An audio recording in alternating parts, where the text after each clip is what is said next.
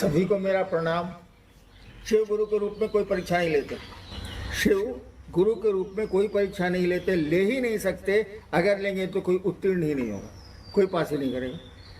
होता यह है ना कि हम लोगों के जो अपने कर्म हैं, स्वकर्म हैं, अपने कर्म हैं, वो इस जन्म के हो या पहले के जन्म को हो, वो स्वकर्म जो है हम लोगों के, वही जब क्रियामान या प्रारब्ध में बदलते हैं, यानी फलित होने लगते हैं, हम ही लोगों के कर्म, हम लोगों के स्वकर्म, तो परेशानियां भी आती हैं, सुख भी आते हैं।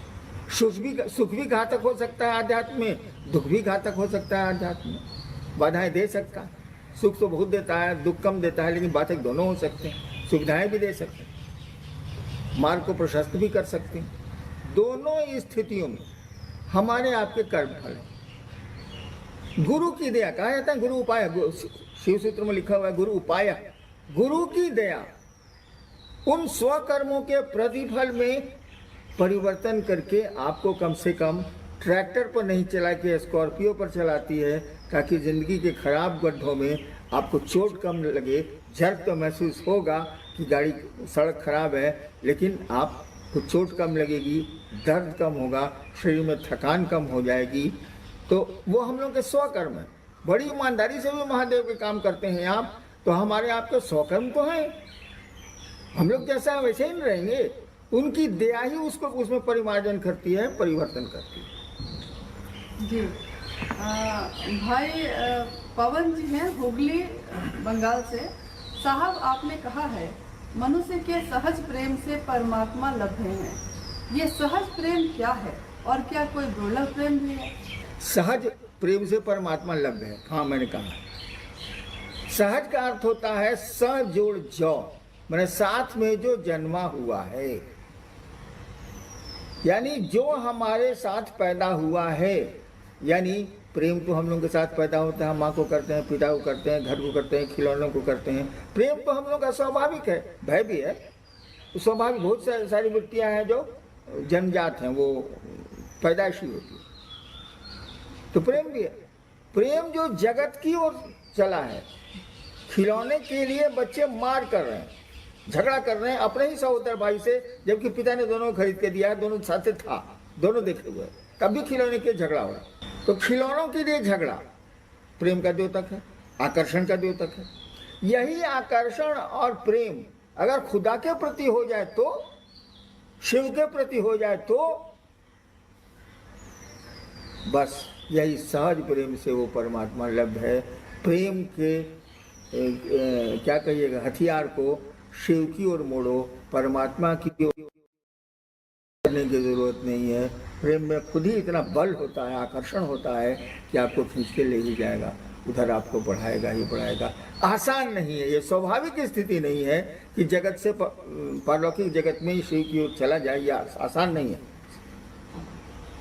तो इसके लिए गुरु अच्छे मिल जाए तो वो आपके धीरे धीरे धीरे धीरे घुमा देते हैं, वो टर्न करते हैं, स्टीयरिंग को बहुत स्लोली काटते हैं ईश्वर की ओर, ताकि आपका लौकिक जगत भी छीने नहीं हो, परलौकिक जगत भी मिले। दोनों में एक समानांतर, एक बैलेंस, एक सामंजस्य गुरु बनाते हैं। जी भाई विनोद जी हैं गैंगटॉक से। इस साप्ताहिक चर्चाओं में अभी तो कोरोना काल में बंद किया गया है, लेकिन पहले भी जब चलता था या अभी भी जो लोग फोन से बातचीत करते हैं, तो वो लोग कहते हैं कि मेरे पड़ोस में कोई बीमार हो गया या मेरे घर में कोई दूसरा व्यक्ति बीमार हो गया है, तो क्या उसके लिए दया मांगी जा सकती है? दूसरों के लिए अगर दया मांगी जा सकती है तो किस तरह? किस तरह भाई? दया मांगना है कोई तरीका, कोई स्पेशल डिजाइन है कि पाँव ऊपर कर लेना, मुड़ी नीचे कर लेना? दया मन की चीज है, मन मांगेगा। ऐसा थोड़ी है कि सिद्धासन लगा के दया मांगिएगा, पद्मासन लगा के दया मांगिएगा, लंबा लेट के दया मांगिएगा, ऐसा कुछ नहीं है। अरे मन दया की याचना करेगा ना, दूसरों के लिए दया मांगी जा सकती है, लेकिन उसकी देख लीजिए उसकी स्थिति क्या है। वो खुद भी अगर दया मांग सकता है, तब बीच में आप उंगली कहाँ डाल रहे हैं, उसको सिखाइए। उसके जीवन में बहुत सारी घटनाएं ऐसी होंगी जहाँ आप नहीं होंगे, तो ये दया उसके द्वारा सीखी गई दया मांगने की प्रक्रिया उसको मदद करेगी। दया मांगने में कोई दिक्कत नहीं है, मांग सकते हैं, लेकिन उसको क्यों नहीं सिखलाते हैं? उसको भी सिखलाइए। कहीं कितनी देर आप उनके लिए दया मांगेंगे? उसका जीवन का अंतराल लंबा है ना। जी भाई नारायण जी हैं धुलाबारी नेपाल से कि जिस तरह से कोरोना संक्रमित लोगों की संख्या में वृद्धि हो रही है, इस त्रासदी के माहौल में मनसा वाचा कर्मणा गुरु कार्य नहीं हो पा रहा है, इसका समाधान क्या है, हम क्या करें? अरे गुरु कार्य नहीं हो पा रहा है। गुरु कार्य क्या क्या है बताइए। एक तो है आप चर्चा करना, उसी को एक गुरु कार्य समझते हैं, बाकी किसी को तो हम लोग समझते नहीं, ताकि उसमें मजा आता है।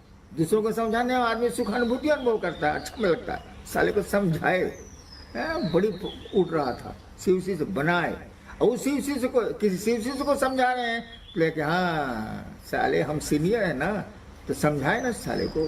तो देखिए आत्म संतुष्टि होती है, आत्मतुष्टि होती है, और यह अहंकार का द्योतक है, ये अहम भाव का द्योतक है, ये मैंपन का द्योतक है, ये मैं आपका मजबूत हो रहा है, इसका द्योतक है, जो आध्यात्म में बाधक होगा।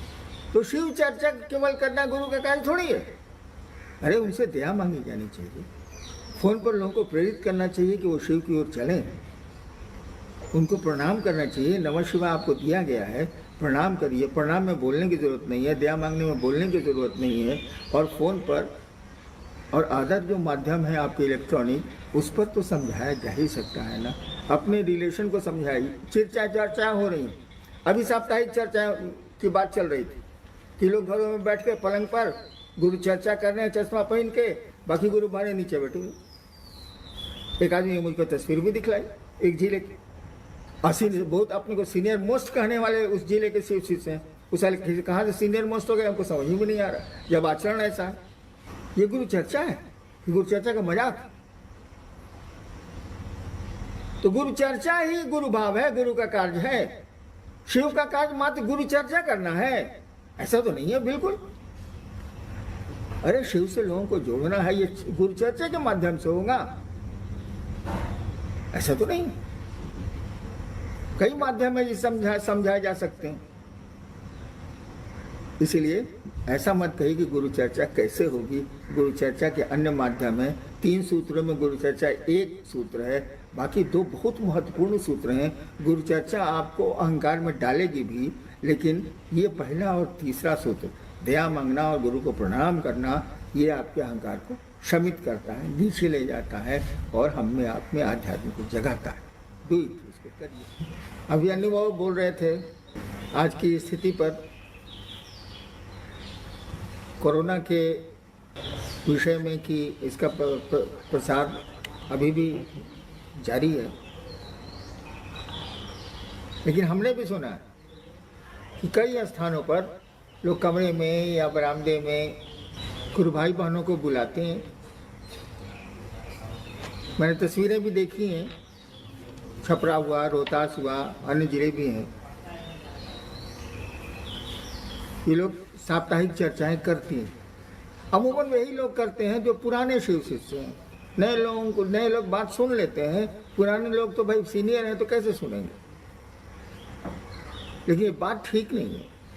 शिव शिष्य दूसरों का ख्याल रखते हैं, अपनों का ख्याल रखते हैं। हम लोग दूसरों के दुश्मन बन जाते हैं, समाज के हम लोग शत्रु हो जाते हैं। मित्र भाव या सहृदयता का भाव हम लोगों के पास है ही नहीं। जैसे जैसे शिव शिष्यता हमारे आपके मन में प्रवेश करती है, मैं देख रहा हूँ कुछ लोगों को, कुछ ही लोग हैं जो समाज के शत्रु हो गए, लोगों के शत्रु हो गए, परिवार के शत्रु हो गए। वो जरा भी ख्याल नहीं रखते कि बीमारियां फैलती हैं तो उनको रोका कैसे जाए, उनसे दूरी कैसे बनाई जाए। चर्चा इन लोगों को लगती है यही महादेव। शिव चर्चाएं जो हो रही हैं या होती थी पहले, लोगों की उत्कंठा इतनी ज़्यादा है शिव चर्चाओं के माध्यम से कि लगता है कि शिव की कोई कीमत ही नहीं। शिव चर्चा की कीमत है क्योंकि उसमें सम्मान छिपा हुआ है, एक मोहल्ले में वर्चस्व छिपा हुआ है, एक इलाके में आपका अदब छिपा हुआ है, आपका सम्मान छिपा हुआ है। लेकिन शिव की कीमत नहीं रह गई। मैं तो कहता हूँ ये लोग शिव शिष्य नहीं है, ये लोग चर्चरिया हैं, चर्चा के शिष्य हैं। मैंने ऐसा कभी नहीं कहा कि आप चर्चा के शिष्य हो जाएं, मंत्रों के शिष्य हो जाएं। आपको हमको शिव का शिष्य बनना है। महादेव हम लोगों के गुरु हैं, शिव हम लोग उनके गुरु हैं, हम लोगों ने उनको गुरु माना है। तो उनकी कीमत न ज़्यादा होगी। आदमी का स्वभाव है कि जिस चीज़ का महत्व वो ज़्यादा लेता है उस ओर उसका आचरण होता है, उस ओर उसकी दिशा होती है। तो महत्व चर्चा का ज़्यादा है, इसीलिए इस रोक में भी, मनाही में भी लोग चर्चाओं के पीछे पागल हैं, समझते नहीं। ये शिव शिष्यता नहीं है, ये शिव शिष्यता का मजाक हो रहा। चलिए देखते हैं जिज्ञासाएं क्या आई हैं, लेकिन ऐसा नहीं करें आप। हमने शिव को गुरु माना था, मैंने कई बार कहा कि 1974 में कुछ हमको पता नहीं था कि चर्चाएं क्या होती, मैं जानता ही नहीं था। लेकिन क्या मेरे शिव गुरु हुए कि नहीं हुए? बिना चर्चा के मैंने शिव शिष्यता का सूत्रपात 1982 में किया कि नहीं किया? अजीब स्थिति है चर्चा की। 30 जून तक चर्चा बंद है, जो स्थिति जा रही है अभी आने वाले कई महीनों तक बंद होगी। मैं तो संस्था में हूं नहीं, इसलिए आपके खिलाफ कुछ कर नहीं सकता, लेकिन बोल तो सकता हूं आपको ऐसा नहीं करना चाहिए। आइए देखते हैं जिज्ञासाएं क्या आई।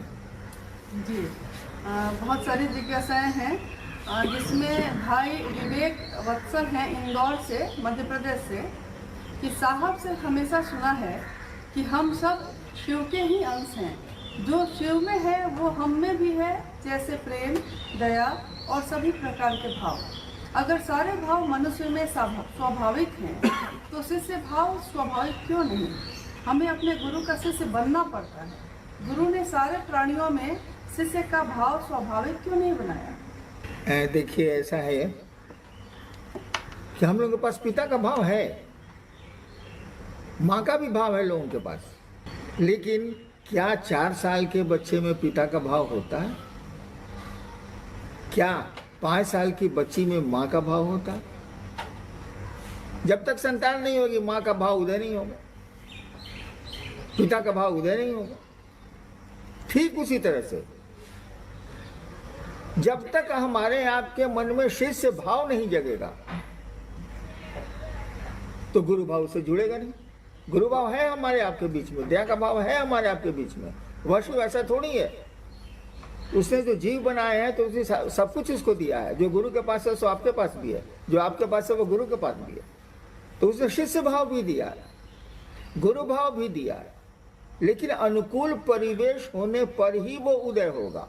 बिया है, बरगद का बिया ले लीजिए, रखा हुआ है, वृक्ष होगा, संभावना है वृक्ष की, बहुत विशाल वृक्ष की संभावना है, लेकिन वृक्ष नहीं होगा। जब तक कि उसको कंजीनियल एटमॉस्फेयर नहीं मिलेगा, जब तक उसको अनुकूल वातावरण नहीं मिलेगा, मिट्टी, पानी, हवा, धूप, तब तक वो बीज अंकुरित नहीं होगा। बीज है। ठीक उसी तरह से ये सारे भावों के बीज हम लोगों के मन में हैं, वो परिस्थिति जन्य होते हैं, और जब तक उसको वैसा वातावरण नहीं मिलेगा ये अंकुरित नहीं होंगे। तो शिव गुरु हैं, वो हमारे आपके बीच हमारे आप में भी हैं। शिव की का सृष्टि भाव जिस तरह से छिपा हुआ है सब में, जगत में चल रहा है सारा जगत, जिससे उसमें उनका गुरु भाव भी छिपा हुआ है। सारे भाव वहाँ निहित हैं, सारे व्यक्ति में भी है, गुरु में भी है, परमात्मा है वो। तो जैसे आप शिष्य भाव को उद्भासित करेंगे, जैसे आप शिष्य भाव को अंकुरित करेंगे, वैसे गुरु भाव शिव के प्रति करेंगे तो शिव गुरु का भाव उससे जुड़ेगा। शिव भाव जो अपना जो काम है उसका करेगा, आपको शिव की ओर उन्मुख करेगा। जी भाई राम नारायण जी हैं भागलपुर से। आप अक्सर कहा करते हैं कि मंजिल मिले ना मिले हमें इसका गम नहीं, मंजिल के जुस्तजू में मेरा कारवां तो है, तो क्या मंजिल वास्तव में मिलेगी या सिर्फ कारवां ही बन के रह जाएगा? अगर आदमी ये सोचे कि उसको परिणाम मिलेंगे कि नहीं मिलेंगे वो एक विशेष कार्य के, तब तो वो कार्य ही नहीं करे। वो सुना है ना भाई साहब कि जब से चला हूँ मंजिल की ओर कभी मील का पत्थर नहीं देखा। कितना किलोमीटर गए, वो इतना पहुँच गए, मील का पत्थर नहीं देखा। तो मंजिल मिले ना मिले भैया शिव को पाना तो आसान नहीं है, शिव तक पहुंचना तो आसान नहीं है, लेकिन उस दिशा में चलने में क्या है, चलेंगे हम। मैं बहुत पहले कहा करता था, मेरे पिताजी बहुत क्रुद्ध होते थे मुझ पर कि तुम अपना काम छोड़ के सब कौन धंधा करता है, महादेव महादेव क्या करता है। तो हम कहते थे कि कोई गंदी आदत किसी बेटे में हो और बेटा सहना हो गया, मैं तो डिप्टी कलेक्टर हो गया था, तो पिता की बात नहीं सुनता है। पिता लाख समझाता है कि गंदी आदत छोड़ो, वो सुनता ही नहीं। अंत में पिता दरकिनार हो जाते हैं, खुद ही दरकिनार हो जाते हैं, तो नहीं छोड़ता। तो हमने कहा कि मैं महादेव महादेव करता हूँ, देखता हूँ यहाँ क्या होता है। मेरी कोई ख्वाहिश नहीं है कि मंजिल मिलेगी ना मिलेगी, शिव की ओर चलना है। कम से कम जगत को, दुनिया के लोगों को शिवोन्मुख किया जाए, कोशिश की जाए कि उनमें शिव का भाव उतरे, शिव जैसा उनमें आचरण हो, अशिव का आचरण कम से कम नहीं हो। जी, भाई ओम जी हैं विराटनगर नेपाल से, कि शिष्यानुभूति में आपने लिखा है कि किसी भी परिस्थिति में शिष्य के लिए शिव गुरु की मात्र साकार स्थिति स्वीकार नहीं है। तो गुरु की साकार स्थिति क्या है, निराकार स्थिति क्या है? किस स्थिति में हम निराकार को स्वीकार करें या साकार को अंगीकार करें?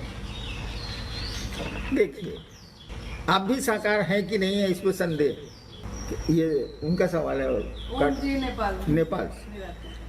ओम जी, आप शरीर हैं कि शरीर से अलग हैं? ये आपका शरीर है, ये एक पर्टिकुलर व्यक्ति, एक आदमी का शरीर है। आप तो मन भी नहीं है। क्यों? आपकी आप कहते हैं कि आज मेरा मन नहीं है, बाजार नहीं जाएंगे। जैसे आदमी बोलता है कि आज मेरा पाँव दर्द कर रहा है, मैं नहीं जाऊंगा, तो पाँव थोड़ी, मेरी चप्पल टूट गई है, इसका मन आप चप्पल है। मेरा मन दुखी है, इसका मन आप मन है।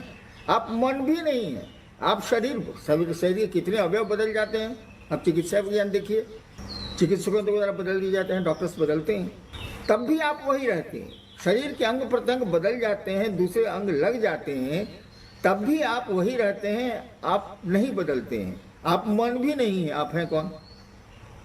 Who are you? आप कौन है? वो साकार है कि निराकार है? अभी साकार है, लेकिन ये आकार तो उसका बदल रहा है। एक छोटा सा बच्चा गोदी में एक दिन इतना बूढ़ा हो गया, फोटो पहचानिएगा। मेरी बचपन की तस्वीर देख के जिसने नहीं जाना है वो नहीं कह सकता यही हरिनारायण है।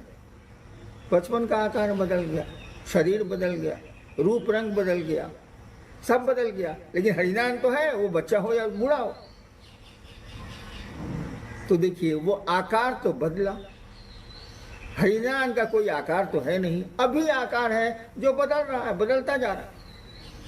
इस शिव के साथ भी यही, आकार माने तो शिव साकार है, आकार नहीं माने तो विश्व मूर्ति कहा ही जाता है। नमस्ते नमस्ते वो विश्व मूर्ति, वो विश्व की मूर्ति है, दिशाएं उनका पोशाक है, अंबर है। तो व्यक्ति को जो मन करे, वो साकार स्थिति हो या निराकार स्थिति हो, कदम तो बढ़ाए। साकार को पकड़ना थोड़ा आसान होता है, लेकिन निराकार ही साकार कोई मान लीजिएगा तो नहीं चलेगा। हमको आप शरीर में मान लीजिएगा तो कैसे चलेगा? मेरे मरने के बाद एक सत्ता थी हरिनारायण, जिसने ऐसा किया, ऐसा किया, ऐसा किया, बुरा किया, अच्छा किया। इसीलिए निराकार साकार में बहुत माथा नहीं लगाना है। जो साकार है उसी में निराकार है, जो निराकार है उसी में साकार है। जी जी, बहन नीलू जी हैं मिजोरम से। साहब, आपसे सुना है कि लौकिक जीवन में पारलौकिक को शामिल करो तो जीवन सुंदर हो जाएगा, और पारलौकिक में लौकिक को शामिल मत करो। आखिर यह लौकिक पारलौकिक क्या है? इस लोक को जब आप परलोक के सिद्धांतों और कर्मों में शामिल करेंगे तो गड़बड़ है।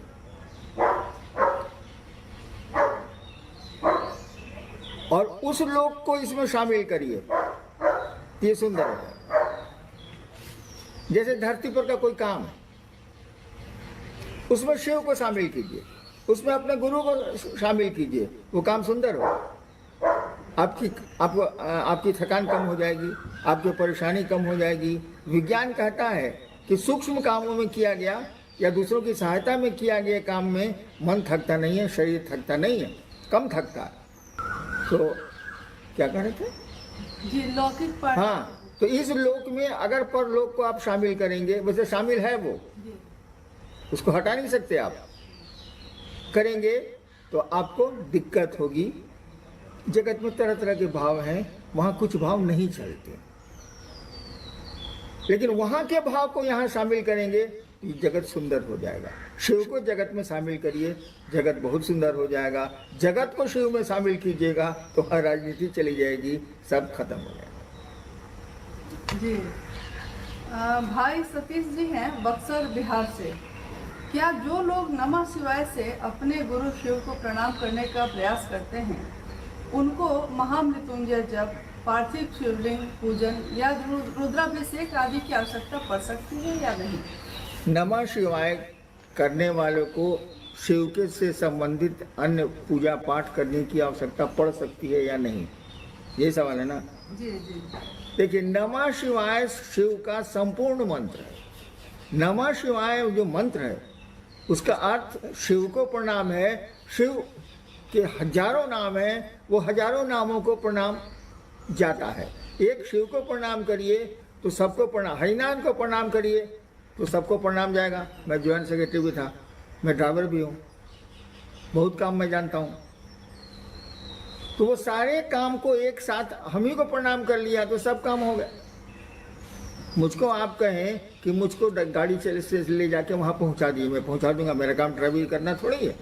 लेकिन हरिनाम से जुड़े हैं तो हमको जो जो आता है वो काम मैं आपको कर दूँगा। तो शिव से जब जुड़िएगा, कहा जाता है नमः शिवाय शिव के समग्र स्वरूप को प्रणाम है। समग्र, उनके जितने स्वरूप हैं, अपने रूप हैं, रूप तो जगत भी है, स्वरूप उनके जितने हैं, महाकाल हैं, मृत्युंजय हैं, गुरेश्वर हैं, महादेव हैं, शिव के समग्र स्वरूप को नमः शिवाय प्रणाम करता है, प्रणाम निवेदित करता है नमः शिवाय। अब जप करते हैं आप, जप अगर मंत्रों का जप अगर सही ढंग से करते हैं, यानी उसमें भाव प्रणाम हो रहा है, नमः शिवाय का मानी अगर चैतन्य और अर्थ उसमें जा रहा है, आपके मन में आ रहा है, शिव को प्रणाम हो रहा है, अगर मन अनुक्रम से शिव को प्रणाम कर रहा है, तो मेरा अपना विचार है किसी अन्य पूजा पाठ की कोई आवश्यकता नहीं है। और देवताओं को प्रसन्न करेंगे आप तो शिव प्रसन्न नहीं होंगे, लेकिन शिव को प्रसन्न कर लेंगे आप तो सभी देवता प्रसन्न हो जाएंगे। वो तो नाम ही है महादेव, मैंने देवताओं में महादेव। जी भाई रोहित जी हैं हुगली बंगाल से कि आपने लिखा है कि हे महेश्वर, तुम्हें जानना, समझना और पहचानना अनुमानस की सीमा से बाहर की बात है। तुम जैसे भी हो, तुम्हें बारंबार नमस्कार है। तो शिव के शिष्य खुद में किस शिव को जानने अध्यात्म में अग्रसर होते हैं या हो रहे हैं? महादेव दो तीन थोड़ी है। महादेव वही है जिसकी पूजा होती है मंदिरों में, जिसके गीत गाए जाते हैं गांव घरों में। महादेव तो वही है, वही गुरु है, वही सब कुछ है। शिव के शिष्य भी उसी महादेव को मानते हैं जिसको सारा जगत मानता है, सारा भारतवर्ष मानता है। हम लोग शिव को महादेव के रूप में भी पूछते हैं, जिस रूप में कहिएगा उस रूप में पूछते हैं। मंत्र एक ही है, नमः शिवाय, यानी शिव को प्रणाम। शिव के शिष्य और बाहर के लोगों के महादेव में कोई भेद नहीं है, कोई अंतर नहीं है, हो ही नहीं सकता है। शिव तो अपने अकेले है, वो एक ही सत्ता है। नाम जितने मन करे दे दीजिए, सत्ता तो वही रहे। जी भाई सुनील जी हैं 24 परगना बंगाल से कि संसार में शरीरधारी गुरुओं की परंपरा चली आ रही है। जब शिव को गुरु मानने को कहता हूँ किसी को, तो लोग कहते हैं कि गुरु एक ही बनाया जाता है, इसीलिए अब दूसरा गुरु नहीं बनाऊंगा। तो क्या कह के समझाऊं, समझ नहीं पाता। पहले इन्होंने अपने बच्चे को प्राइमरी से मिडिल में भेजा है कि नहीं? जो सवाल कर रहे हैं कि एक ही गुरु बनाया जाता है, इन्होंने अपने बच्चे को प्राइमरी से मिडिल में भेजा है कि नहीं? मिडिल से हाई स्कूल में भेजा है कि नहीं? हाई स्कूल से कॉलेज में भेजा है कि नहीं? कॉलेज से विश्वविद्यालय में भेजा है कि नहीं? अगर इतनी जगह गुरु ये बदल सकते हैं तो अपने उस जीवन के लिए गुरु बदलना अपराध है क्या? कभी नहीं हो सकता। दत्तात्रेय जी के बहुत गुरु हैं, मेरे 20-21 गुरु हैं, लास्ट में जाके शिव गुरु हुए। अरे भाई, बच्चों के ज्ञान के लिए गुरु बदले जाते हैं, रोगी की चिकित्सा नहीं ठीक से होती है तो डॉक्टर्स बदले जाते हैं। आपको ज्ञान सही नहीं मिल रहा है, अगर आपको लगता है तो गुरु बदले जाएंगे। और जब शिव को गुरु मान ही लिया तब तो आप हाईएस्ट पर हैं, तब तो आप सर्वोच्च पर हैं। अब तो आप बदल ही नहीं सकते, क्योंकि अब उससे ऊपर कुछ होता ही नहीं, कोई गुरु ही नहीं है। वो महेश्वर है, वो ईश्वर है, सर्वोच्च गुरु है। इसीलिए गुरु बदले जा सकते हैं भैया। दत्तात्रेय जी के गुरु इतने हुए, आपने भी विद्यालय बदला होगा, प्रश्नकर्ता ने भी विद्यालय बदला होगा, प्राइमरी से मिडिल, मिडिल से हाई, हाई से ऊपर भी कॉलेज, आपने भी गुरु बदला होगा। गुरु के बदलने से गुरु के प्रति श्रद्धा नहीं खत्म होती है, वो रहती है, लेकिन पढ़ाई बदल जाती है। 8वें क्लास की किताब 9वें में नहीं चलती है, लेकिन 8वें का जो आपका पुराना शिक्षक है वो मिलेगा तो उसको आदर जरूर दीजिएगा। अगर आदर नहीं देते हैं तो आप सही आदमी नहीं हैं, आप गड़बड़ करिए। आप सबों को मेरा प्रणाम।